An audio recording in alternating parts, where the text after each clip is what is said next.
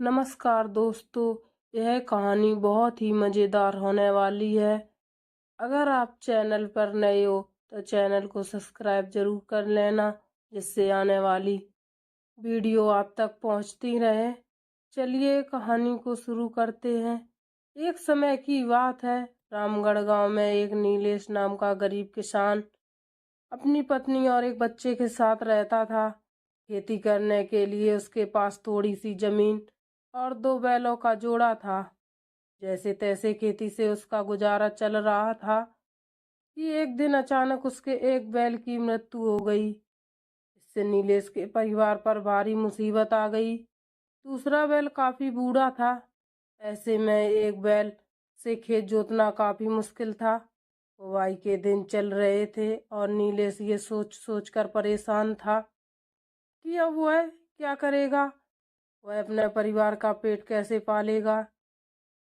वह यह सोच ही रहा था कि तभी उसकी पत्नी उमा उसके पास आई और रोते हुए बोली, अजी हमारा एक बैल तो मर गया है और दूसरा बूढ़ा हो चुका है।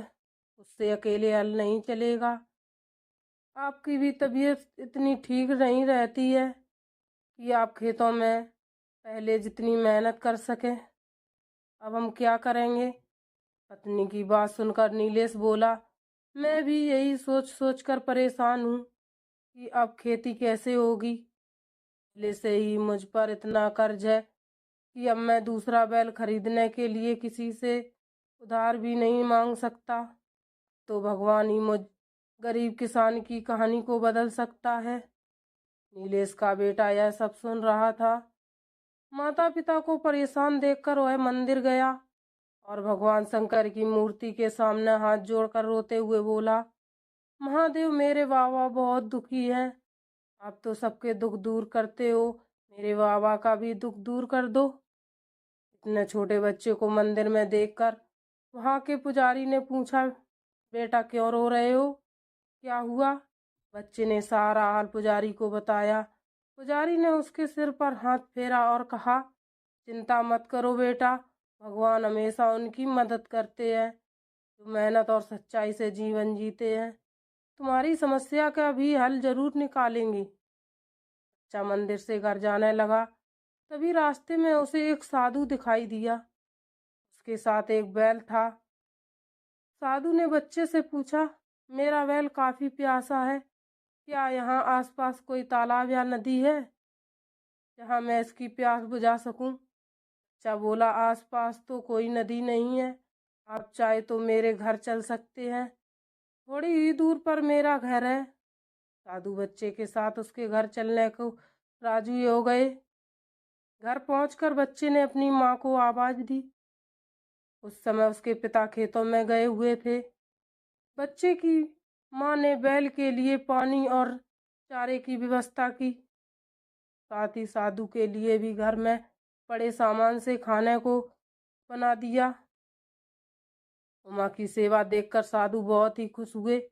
इतनी ही देर में नीलेश भी खेतों से आ गया। उसने साधु को प्रणाम किया और आशीर्वाद लिया। किसान के परिवार की सेवा से साधु काफी खुश हुए और बोले, मैं तुम्हारी सेवा से प्रसन्न हुआ। मैं चाहता हूँ कि थोड़े दिन के लिए तुम मेरे बैल को अपने पास रख लो। यात्रा के दौरान जब मैं यहाँ से वापस गुजरूंगा तो मैं इसे ले जाऊंगा। साधु का बैल काफी हट्टा कट्टा था। पहले तो उन्होंने मना किया, लेकिन बाद में वो साधु की अमानत समझकर उसे रखने के लिए तैयार हो गए। अगले दिन नीलेश अपने बैल को लेकर खेत में गया। उसने खेत जोतने की कोशिश की, लेकिन हल आगे बढ़ ही नहीं पा रहा था।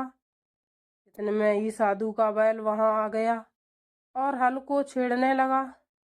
ऐसा लग रहा था मानो वो कह रहा हो कि इस हल को मेरी कमर पर रख दो। नीलेश ने हल को बैल के कंधों पर रख दिया।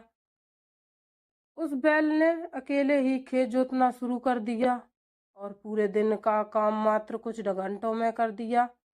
यह देखकर नीलेश बहुत ही खुश हो गया। उसने तुरंत खेतों में बीज बो दिया। घर आकर उसने ये बात अपनी पत्नी उमा को बताई। उमा बहुत ही खुश हुई और बोली, यह साधु महाराज का आशीर्वाद है। हम इस बैल की सेवा में कोई कसर नहीं छोड़ेंगे। उस साल बारिश काफ़ी अच्छी हुई थी। ऐसे में नीलेश के खेतों में भी फसल अच्छी हुई और उसे खेती में काफ़ी मुनाफा हुआ। धीरे धीरे साल गुजरने लगे। नीलेश और बैल की मेहनत से किसान के घर में अच्छी बरकत होने लगी। देखते देखते नीलेश का सारा कर्ज उतर गया। उसका बेटा भी अब काफ़ी बड़ा हो चुका था। एक दिन नीलेश का बेटा बैल को चारा देने के लिए बाहर आया तो उसने देखा कि साधु का बैल बाहर नहीं था। उसने सारे गांव में उसे ढूंढा, लेकिन वह उसे कहीं नहीं मिला। वह अपने पिता के पास गया और बोला, पिताजी, साधु महाराज का बैल कहीं नहीं मिल रहा है। अब जब वो वापस आएंगे तो हम उन्हें क्या जवाब देंगे? नीलेश बोला, चिंता मत करो, वह भगवान ने विपत्ति के समय उस बैल को हमारी मदद के लिए भेजा था। अब हम इस लायक हो चुके हैं कि अब हम एक नया बैल का जोड़ा खरीद सकें। भगवान चाहते हैं कि अब अपनी मेहनत करके खेती करें। नीलेश के ऐसा कहने के बाद उसे और उसके बेटे को अपने सिर पर एक हाथ महसूस हुआ, जैसे खुद महादेव उन्हें आशीर्वाद दे रहे हों। इसके बाद दोनों बाप बेटे खेतों में मेहनत करने लगे और धीरे धीरे उनकी संपत्ति बढ़ने लगी। इस कहानी में एक गरीब किसान की मेहनत और लगन, ईश्वर के प्रति भक्ति को मनोरंजन तरीके से दर्शाया गया है। उम्मीद है गरीब किसान की कहानी आपको बहुत ही पसंद आई होगी। अगर कहानी अच्छी लगी हो तो लाइक शेयर अपने दोस्तों के साथ शेयर ज़रूर करना।